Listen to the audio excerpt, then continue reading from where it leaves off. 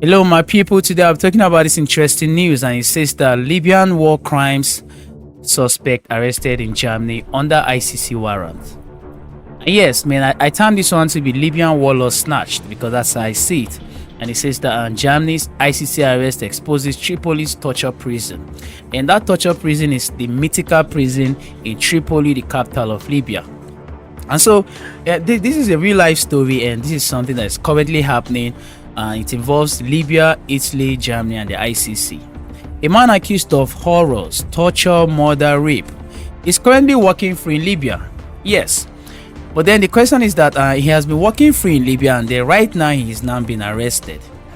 Now this is a man of which for several years has tortured, has murdered, has raped a whole lot of people, walks free in Libya for years, and then bam, the Germany police slaps cuffs on him in a quiet street. Like I said, this isn't a movie, this is real. This person goes by the name Khalid Al-Bouti El Ishri. He's a top commander at Tripoli's notorious mythical prison, and he just got arrested on an international criminal court warrant. Now there are many questions around or surrounding this particular case. The questions are these: why him and why now? I mean, if this is someone who has been known for these different inhuman atrocities since 2011, since the demise of Gaddafi, Muammar Gaddafi, and then this is 2025, and then now he's just getting arrested. Why him? Why now? And is he just the only one? Follow me as we uncover more of the stories. So now the question is why him, why now, like I asked, and what does this tell us about Libya's decade-long chaos? The decade-long chaos means since 2011 to 2025, where we are today. Now the big question I have to ask is, first of all, who is Al-Bouti? Now the ICC paints a picture, a chilling picture, and they allege that he wasn't just some guard, he was a senior boss at mythical prison. The mythical prison I just told you is situated at Tripoli, the capital of Libya. The mythical prison is like a place where Amnesty International call a scene of horrific violations committed with total impunity. Now think about that phrase, total impunity. For 5 years, meaning from 2015 to 2020, they say that Al-Bouti ordered, oversaw, and committed a whole lot of atrocities, including murder, torture, rape. And then his victims range from thousands, about thousands of detainees, including migrants that are desperate to relocate to Europe. Now this wasn't just some shadowy dungeon. Mythical was run by a special deterrence force. There's this special deterrence force which is known as the RADA, R-A-D-A. And it is linked to Tripoli's internationally recognized government's interior ministry. Now this suspect operated under an official banner, meaning that mythical prison as well as the RADA, that is the special deterrence force, all operated under an official banner. Now let's connect the dots. First of all, here's how we connect the dots. Why is this arrest happening now? And then here's a crucial pivot. On May 12, 2025, just weeks ago, Libya did something very huge, and here's what it did. It formally accepted the ICC's jurisdiction over crimes on its soil from 2011 to 2027. Now, with such acceptance, it opened the floodgates, meaning it opened the floodgates for ICC. And so ICC now was now permitted, since it has now been accepted the jurisdiction over crimes on the soil of Libya. It now meant that the floodgates had been opened for her to carry out different investigations and to even issue warrants arrest. This arrest now, meaning the arrest of Al-Bouti, it's like the first major test of that decision of accepting ICC's jurisdiction over the crimes on the soil of Libya. So the ICC now has issued about 11 warrants for Libya since 2011, but most suspects vanished into thin air, and Al-Bouti is one of the big fish potentially heading to The Hague.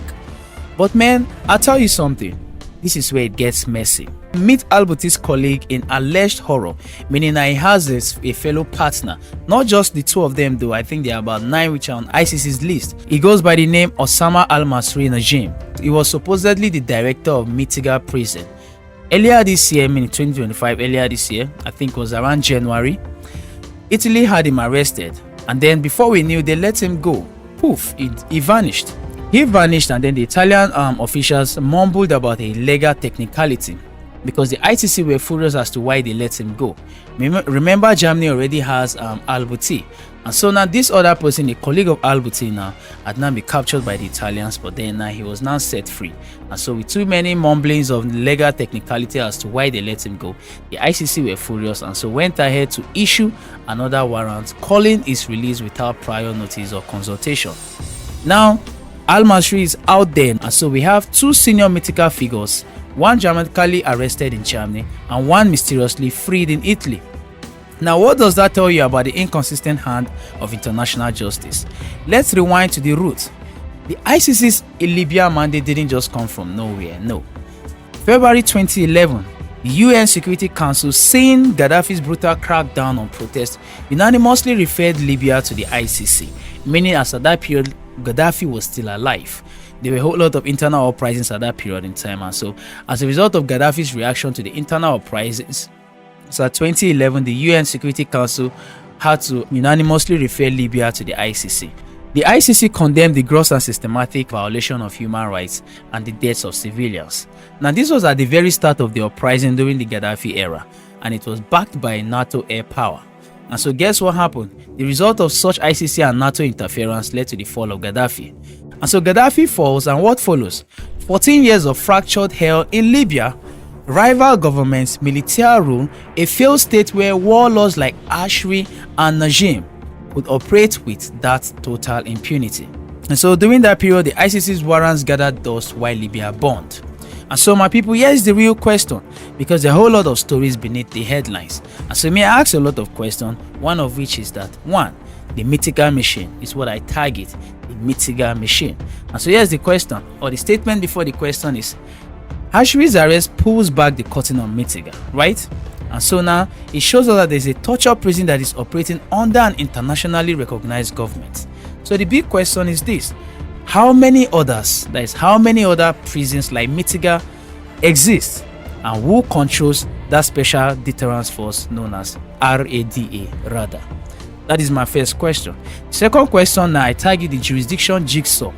And so now here's the statement before the question. Libya's sudden 2025 acceptance of ICC. Why now? Why did they accept ICC now? Why not since 2011? I mean, why not 2012, 2013, 2014? Why in 2025 are they now accepting ICC? Why now? Is there a pressure? Is it based on a genuine shift, or is this just some tactical move by some factions? Thirdly, I tag this one the justice lottery. Why did Germany act decisively while Italy let al-Masri walk? Does justice depend on which European country you happen to land in? Does this mean that if al-Masri wasn't in Italy, if al-Masri was in Germany, he wouldn't have been let free? Or if Najim was the one in Italy, he would have been walking free today? So these questions are the questions that keep popping up. Number 4 is the question I'm asking. The impunity endgame is what I target. Now, Ashri faces trial, right? And then we have 9 other ICC Libyan suspects who are still walking out there free. Now, the big question is this: will they ever see a courtroom? Or does impunity still rule in shadows? I'm just asking the questions. Now, it's important to note that the ICC thanked Libya victims and witnesses for their strength and courage, for it claimed that without them, the arrest of al-Bouti wouldn't have been possible. And so they thanked them.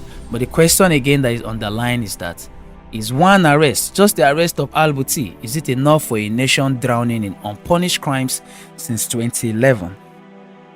You also think about those questions. Now, to me, here is my final submission. The arrest is a seismic moment for me. It is like a signal that maybe, just maybe, the era of total impunity for Libya's warlords is ending.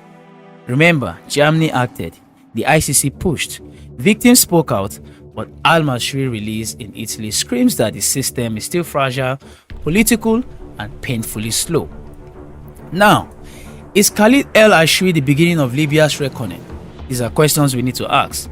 Or is it just a token sacrifice while the real power players remain untouched? Let me know what your take is. Does this give you hope, or is it too little too late? Blast your thoughts in the comment section. This conversation is very, very crucial. And if you believe in holding power accountable no matter where the crimes happen, Smash that like button for it fuels this channel, and subscribe and hit the bell. We chase complex global stories that others ignore. Until next time, stay fierce, stay informed. This is Great Dave African Insight. Peace out.